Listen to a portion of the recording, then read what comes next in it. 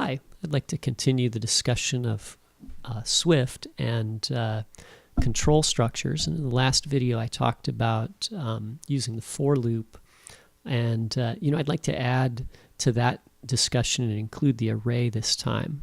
We talked about the array earlier. So I'm going to start in Xcode, and I'm going to make a playground again. So I'll start with a new playground, and I'll save this one. I'll say for array playground, right? And I'll save this to my folder here. And let's get started by defining an array. So maybe I'll make an array of temperatures, right? So maybe I'll call it temp array, okay? And maybe, one day it was 39, and another day it was 42, and then another day it was 50, and then another day it was, 40 again, right? So there's my array of temperatures, and these are all number values, or integers in this case.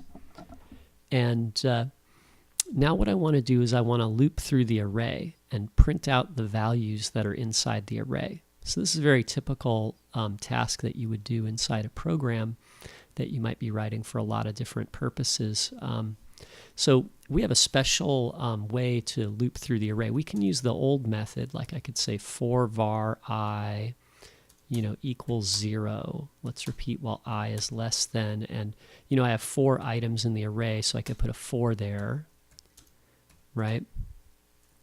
And then I could say, print line, and then say temperature colon, and then I could say temp array and bracket item I, right? And so that would repeat and display all the items in my array. And let's open up the sidebar here, and you can see there's all the temperatures right there. But this leaves a lot to be desired, right? If I added more temperatures to the array, I'd have a problem because this would only loop through the first 4, right?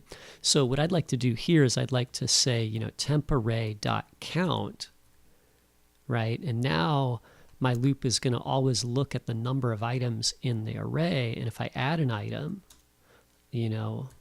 here, then it's going to update the list here, and we're going to get that last item on the list. So every time we add one, the loop is still going to get the correct number. So this is pretty good, but we can improve on this even further, okay? So Swift provides a for loop with called an iterator, and the iterator lets you iterate through items in an object, right? So what we're going to do to do the iterator is I'm going to say for, and what I want to do, I want to say temp. So this is a new variable, right? In, and then I'm going to tell Swift where I want to get the values from.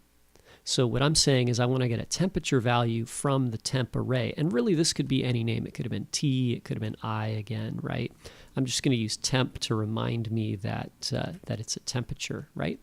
So what's going to happen here is Swift is going to do all of this stuff here, understanding that we want to get at each of the values in this array, and it's going to give me the value and put it into this variable. So essentially it's going to do, everything here and this all in one place, because that's such a common thing that people will do with an array that we've kind of got it built in, right?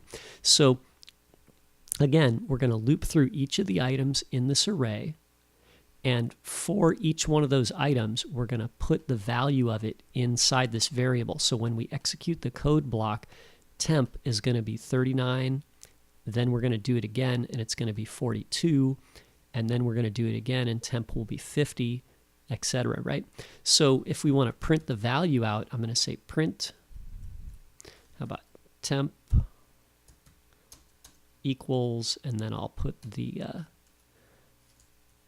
the special slash in parentheses there, and I'll put temp there, and now you can see it says temp equals 39, 42, 50, 40, and 37. So this is kind of a shorthand version of what we had up here. Okay, and it's a pretty good way to work there. You don't have to worry about getting the count or setting the increment or anything like that. Okay, so that's a pretty easy way to loop through items.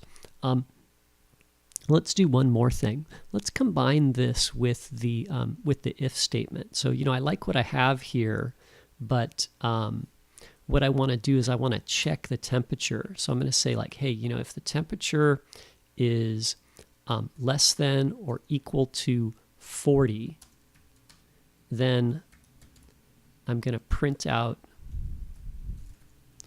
cold. And if it's above 40, I want to print out warm. Okay. So yeah, like I said earlier, sometimes these playgrounds get a little weird and give you an error. I'm not quite sure what that one is there, but yeah, it looks like it got this thing here. Yeah, I don't know why it doesn't want to cooperate there, but let's skip it for a second. Sometimes it'll fix itself. So the thing here is we've got the temp, and then we're going to compare the temp to the value here. And if it's less than or equal, we're going to do this statement here. And this is a new item that I added called else. And anytime you have an if statement, if you include an else on the end, this is an alternative block of code that can be executed when the first block is not executed.